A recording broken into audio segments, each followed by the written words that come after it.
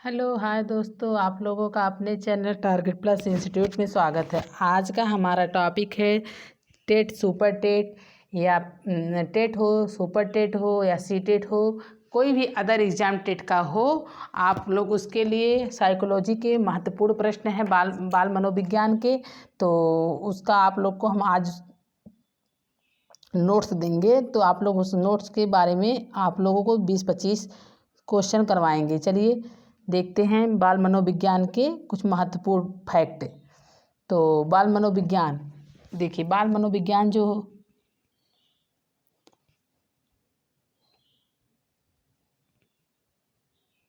क्या है, बाल मनोविज्ञान जो है, व्यक्ति भिन्नता क्या है। कोई भी दो व्यक्ति एक जैसे नहीं हो सकते। क्या व्यक्ति भिन्नता क्या है? इंडिविजुअल डिफरेंस क्या है? कोई भी दो व्यक्ति एक जैसे नहीं हो सकते हैं। जैसे एक ही माता पिता के 2 औलाद हो या 3 औलाद हो, वो एक जैसे होते नहीं हो सकते हैं। थोड़ा बहुत गुण मिलता है और बहुत से ऐसे 90% जो होते हैं उसके गुण नहीं मिलते हैं। चाहे बौद्धिक विकास हुआ, चाहे मानसिक विकास हुआ, चाहे सृजनात्मकता हुई, चाहे शक्ल हुआ, मतलब रूप गुण आकार लंबाई चौड़ाई किसी भी तरीके से वो एक दूसरे से मैच नहीं करते हैं। तो व्यक्ति भिन्नता का मतलब यही हुआ। जैसे आप लोग स्कूल में हैं, कोई बच्चा बहुत पढ़ने में तेज है, कोई बच्चा तो कमज़ोर है, कोई बच्चा उसका बहुत से थोड़ा मतलब मध्यम वर्ग का है, तो कोई जैसे एक प्रतिभाशाली बालक होता है, एक सामान्य बालक होता है, एक सृजनशील बालक होता है। तो इनकी बौद्धिक लब्धि क्या होती है? अलग अलग होती है। तो उसी को क्या कहते हैं? व्यक्ति भिन्नता। किसी का क्या संवाद अच्छा होता है, कम्युनिकेशन अच्छा होता है, किसी की आर्ट अच्छी होती है, कोई पढ़ने में अच्छा होता है। तो ये व्यक्ति भिन्नता है ना। तो व्यक्ति भिन्नता, कोई भी व्यक्ति एक जैसे नहीं हो सकते। कोई भी दो व्यक्ति, 2 हो या 3 हो, मतलब उसके विचार किसी प्रकार से नहीं मिल सकते हैं। तो कोई भी दो व्यक्ति एक जैसे नहीं हो सकते। इसे क्या कहते हैं? इंडिविजुअल डिफरेंस कहा जाता है। इसके प्रतिपादक कौन है? Francis Galton. ये बहुत इंपॉर्टेंट क्वेश्चन है। फ्रांसिस गाल्टन, ये हमेशा पूछा व्यक्ति भिन्नता की देन कौन दिया है? तो फ्रांसिस गाल्टन दिए हैं। प्रत्येक विद्यार्थी स्वयं में विशिष्ट होता है। प्रत्येक विद्यार्थी अपने आप में क्या होता है? वो विशिष्ट होता है। व्यक्ति भिन्नताओं से हमारा तात्पर्य व्यक्ति के उन सभी पहलुओं से है जिसका मापन और मूल्यांकन किया जा सकता है। आप लोग याद रखिएगा, मापन व मूल्यांकन, ये दोनों शब्द जिसमें आएगा वो किसकी परिभाषा है? स्किनर की। व्यक्ति भिन्नताओं से हमारा तात्पर्य है व्यक्ति के उन सभी पहलुओं से है जिनका मापन और मूल्यांकन किया जा सकता है। व्यक्ति भिन्नता में क्या होता है? उसका मापन और मूल्यांकन किया जा सकता है। हम 2 बालक को एक जगह खड़ा करें, उनके अंदर हम उनकी क्वालिटी क्या तुलना कर सकते हैं। कौन कितना बुद्धिमान है, कौन कितना सृजनशील है, किसके अंदर कितनी रचनात्मकता है। तो क्या इसका मापन और मूल्यांकन किया जा सकता है। तो जिसमें मापन और मूल्यांकन शब्द आए वो किसकी परिभाषा होगी? स्किनर की। किसकी होगी? स्किनर की।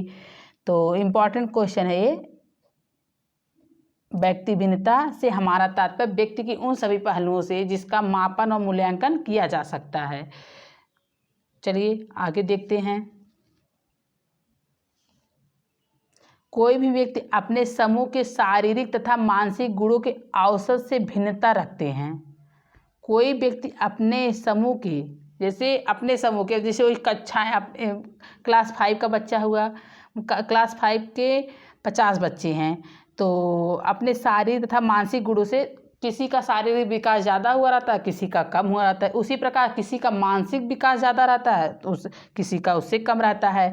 तो कोई भी औसत से क्या होते हैं? अपने औसत से क्या होते हैं? भिन्न होते हैं। तो कोई भी व्यक्ति अपने ही समूह के शारीरिक तथा मानसिक गुणों के औसत से भिन्नता रखते हैं। एक किसकी परिभाषा है? ड्रेबर की है।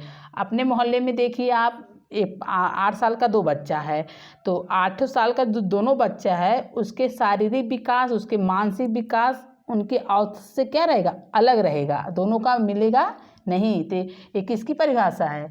तो ऐसे याद रखिए, मानसिक गुण व शारीरिक गुण, मानसिक व शारीरिक गुणों से औसत से क्या होता है? भिन्न रहता है। तो किसकी परिभाषा है? ड्रेबर की।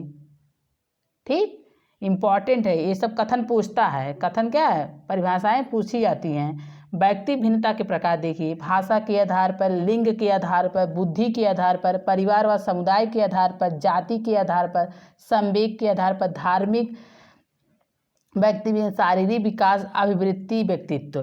तो क्या हुआ, ये सब में क्या है, व्यक्ति भिन्नता के प्रकार है। अब व्यक्ति भिन्नता के कारण क्या है, इंपॉर्टेंट फैक्ट है, व्यक्ति भिन्नता के क्या कारण हो सकते हैं। तो वंशानुक्रम है, वातावरण है, आयु एवं वृद्धि, आयु एवं बुद्धि है, परिपक्वता है, लैंगिक भिन्नता है। तो ये सब व्यक्ति भिन्नता के क्या है, कारण हैं।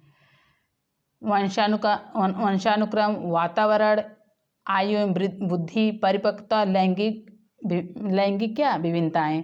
तो चलिए आगे देखते हैं, व्यक्ति भिन्नता जानने की विधियां क्या हैं। व्यक्ति भिन्नता आप कैसे पहचान सकते हैं, बुद्धि परीक्षण से। ऊपर ही बोले बुद्धि परीक्षण से आप क्या कर सकते, व्यक्ति भिन्नता का अंदाजा लगा सकते हैं। उपलब्धि से, संवेग से, अभिक्षमता से, अभिरुचि से, व्यक्तित्व से, इन सब से क्या किया जाता है, व्यक्ति भिन्नता के जानने की क्या है विधि है। इनसे क्या जाना जा, इनसे व्यक्ति भिन्नता में अंतर किया जा सकता है, किसके अंदर कौन से गुण ज़्यादा हैं और कौन से कम हैं। तो शिक्षा के क्षेत्र में व्यक्ति भिन्नता, शिक्षा के क्षेत्र में व्यक्ति भिन्नता देखिए कहाँ है, शिक्षा का स्वरूप, पाठ्यक्रम का निर्धारण, ये सब क्या है, ये सब क्या है, शिक्षा के क्षेत्र में व्यक्ति भिन्नता है।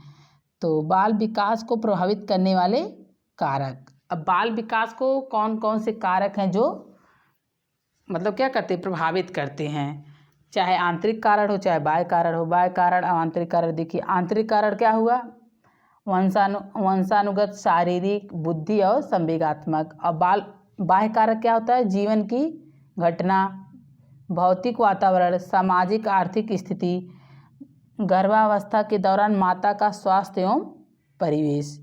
तो ये सब क्या हुआ, बाह्य कारक हुआ। ठीक, चलिए आगे देखते हैं, वंशानुक्रम व्यक्ति की जन्मजात विशेषताओं का योग है। इम्पॉर्टेंट है, ये मोस्ट इम्पॉर्टेंट है।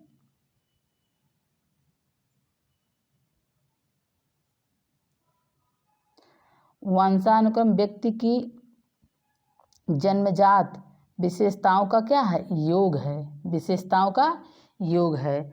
व्यक्ति की जन्मजात विशेषताओं का योग है।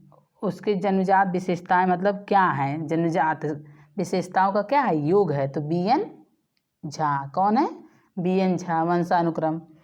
चलिए आगे देखते हैं, इम्पॉर्टेंट है। वंशानुक्रम में वे सभी बातें आ जाती हैं जो जीवन का आरंभ करते समय, जन्म के समय नहीं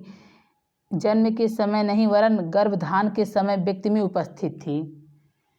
वंशानुक्रम में वे सभी बातें आ जाती हैं जो जीवन का आरंभ करते समय, जन्म के समय नहीं वरन गर्भधारण के समय व्यक्ति में उपस्थित थी। तो गर्भधारण के समय जो व्यक्ति में सभी गुण उपस्थित थे वो क्या बच्चों में आ जाते हैं। तो क्या हो जाती है, वंशानुक्रम में ये सभी बातें आ जाती हैं। ठीक, तो किसका कथन है, वुडवर्थ का, किसका, वुडवर्थ। ठीक, इम्पॉर्टेंट है ये सब, वुडवर्थ।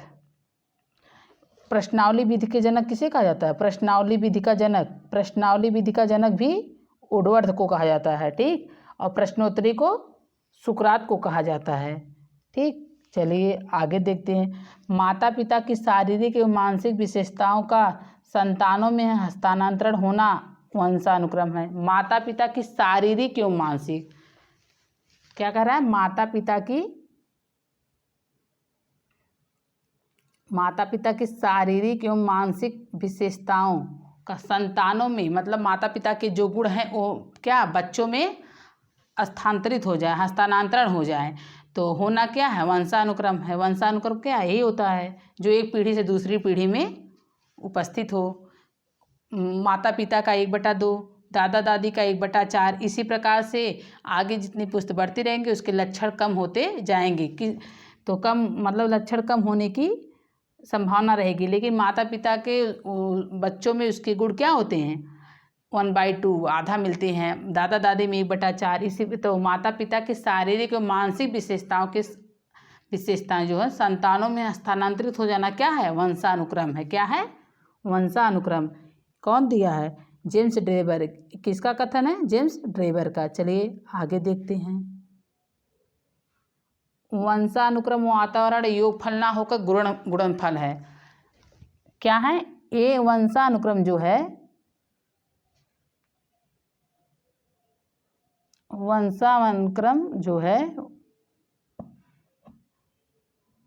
वंशानुक्रम व वातावरण, आपका अगर वंशानुगति अच्छा है, अगर उसी में आपका वातावरण अच्छा मिल जाए तो दोनों क्या गुणन हो जाते हैं, दोनों दोनों का क्या प्रभाव, दुगना प्रभाव पड़ता है। उससे क्या जो आपका विकास होगा क्या होगा, बहुत अच्छा होगा। मान लीजिए आपके आपकी कुछ कमी है आपकी पीढ़ी दर पीढ़ी से, और आपके अंदर वो कमी उपस्थित हो जाए, आ जाए, और वातावरण का भी प्रभाव ना हो अच्छा, तो आपका विकास कैसा होगा, नकारात्मक होगा। आपका विकास क्या अच्छा नहीं होगा, आपकी जो आसपास के लोग हैं वो अच्छे ना हों और आपका भी विकास उसी प्रकार का होगा, तब दोनों का क्या हो जाएगा, गुणनफल हो जाएगा। तो जब गुणनफल हो जाएगा तो वो और खराब हो जाएगा। तो जहाँ दोनों अच्छा रहेगा वहाँ गुणनफल मतलब मिलकर वो और अच्छा बन जाएगा, और जहाँ दोनों चीज़ें खराब होंगी वहाँ दोनों मिलकर वो और खराब हो जाएगा। तो ये किसका कथन, वंशानुक्रम व वातावरण योगफल ना होकर, मतलब जोड़,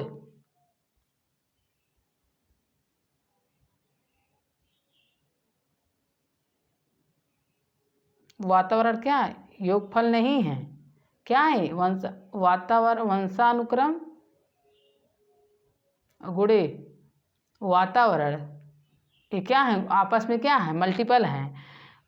योगफल ना होकर गुणनफल है, कौन है, किसका कथन है, उडवर्थ का है। ठीक, बीज कोश की निरंतरता का नियम दिया था, अब बीजमैन, इससे याद है, बीज कोश की निरंतरता का नियम किसने दिया था, बीजमैन दिए हैं। ठीक,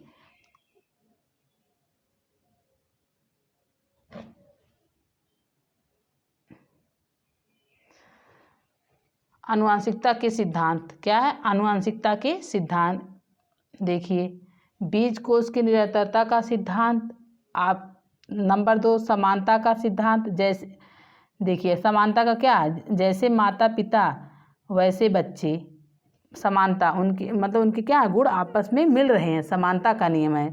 प्रत्यागमन का नियम, बालक जो है माता पिता के बिल्कुल विपरीत, किसी की माता पिता मतलब उनके जैसे क्या रंग क्या है, सांवले हैं, तो बच्चा बहुत गोरा हो जाए, उनके एकदम क्या हो जाए, विपरीत हो जाए, तो ये क्या है। या किसी के माता पिता मंद बुद्धि के हैं, जो बालक है वो प्रतिभाशील हो जाए, या माता पिता समान हैं, जो संतान है वो विशिष्ट हो जाए, तो ये क्या कहलाएगा, प्रत्यागमन का सिद्धांत कहलाया जाएगा। मतलब बालक जो है माता पिता से बिल्कुल अलग, बालक बालिका या मतलब जो संतानें होंगी वो माता पिता से बिल्कुल क्या विपरीत होंगी, ये कौन सा सिद्धांत कहलाया, प्रत्यागमन का सिद्धांत, मतलब उससे अलग हो गए, गमन कर गया। जीवन सांख्यिकी सिद्धांत क्या, फ्रांसिस गाल्टन ने दिया था। मोस्ट इम्पॉर्टेंट क्वेश्चन है, वेरी इंपॉर्टेंट क्वेश्चन है, मोस्ट इम्पॉर्टेंट क्वेश्चन है। बच्चे माता पिता से नहीं अपितु पूर्वजों से भी गुण प्राप्त करते हैं। ठीक, जैसे माता पिता से कभी कभी गुण नहीं मिलते, लेकिन उसके दादा दादी से कुछ गुण मिल जाता है, या पर दादा दादी से कुछ गुण, या कुछ गुण ननिहाल से भी मिल जाता है। तो वही कहने का मतलब बच्चे माता पिता से ही नहीं अपितु पूर्वजों से भी गुण प्राप्त करते हैं। तो ये जीवन सांख्यिकी सिद्धांत है, कौन दिया है, फ्रांसिस गाल्टन दिए हैं। ठीक, चलिए, अर्जित गुणों के आवितरण सिद्धांत, अर्जित गुणों की आवितरण सिद्धांत, अर्जित गुणों को हस्तांतरण माता पिता द्वारा बच्चों में नहीं हो। जो अर्जित गुण है आप अपने वातावरण में जो सीखे हैं, ठीक, और माता पिता द्वारा बच्चों में ना हो, वो माता पिता के अंदर वो अच्छे गुण हैं और आपके अंदर ना हो, तो ये क्या हुआ, अर्जित गुणों की आवितरण सिद्धांत हुआ। ये बच्चों के अंदर उपस्थित ना हो, या माता पिता या आपके घर में के जो भी उनके अंदर गुण है वो आपके अंदर ना, चाहे वो अच्छाई हो या बुराई हो, वो हस्तांतरित ना हो आपके अंदर, तो क्या कहलाएंगे, अर्जित गुणों का आवितरण सिद्धांत कहलाएगा। ठीक है, प्रत्यागमन अलग चीज़ है, लेकिन अर्जित गुण का आवितरण सिद्धांत अलग चीज़ है। तो माता पिता के द्वारा वो बच्चों में ना जाए, वो कौन सा गुण होगा, आवितरण सिद्धांत। अर्जित गुणों के वितरण का सिद्धांत, अर्जित गुणों के वितरण संतानों में होता है। अर्जित गुणों मतलब जो माता पिता ग्रहण किए हैं वो आपके अंदर चला जाए, उनके संतान के अंदर चला जाए, वो अर्जित गुण का क्या होगा, वितरण सिद्धांत होगा। अवितरण ना पहुँचना, वितरण पहुँचना, तो आपके अंदर वो गुण पहुँच जाए। तो जैसे लैमार्क का सिद्धांत, डार्विन का सिद्धांत, भिन्नता व्यक्ति भिन्नता का सिद्धांत कौन दिया? सोरेनसन। कौन दिए हैं? सोरेनसन। वंशानुक्रम का प्रभाव बालक पर प्रभाव पड़ता है। वंशानुक्रम का प्रभाव क्या? बच्चों पर क्या? बहुत ज़्यादा पड़ता है।